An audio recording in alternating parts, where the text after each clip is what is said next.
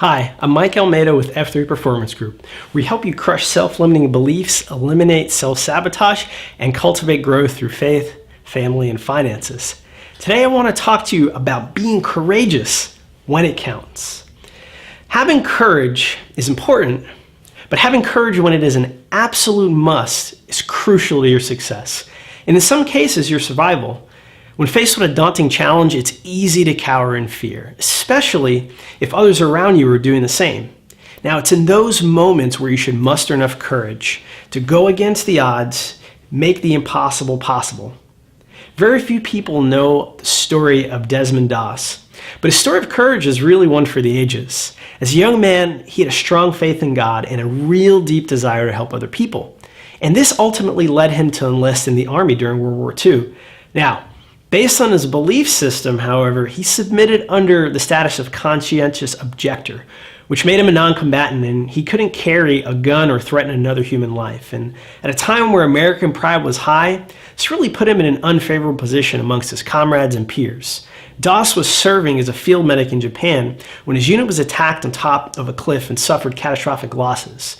Doss, being the only apparent survivor at the time, he secured a stretcher on the top of the cliff. He quickly rigged the pulley system with a series of ropes to lower the men in his unit to the ground one by one.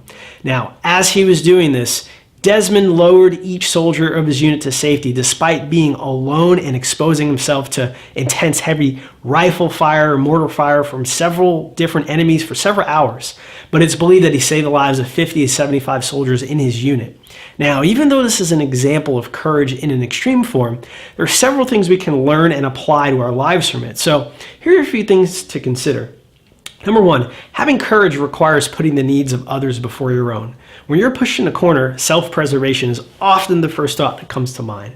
True leaders must remember that the higher they go, the more that is required for them.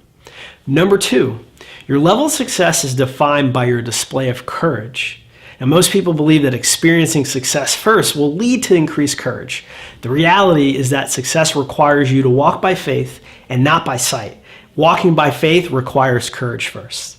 And number three, when you remember your desire, you activate your courage. We all have a destiny that we're created for. God put a desire in your heart to do something great. And in times of despair, remember that desire. It's going to strengthen your mind and your heart, allowing courage to take over. Now, always remember that being courageous is great, but being courageous when it counts is extraordinary. Thanks for joining us today, and check our YouTube channel for more groundbreaking content. Have a great day.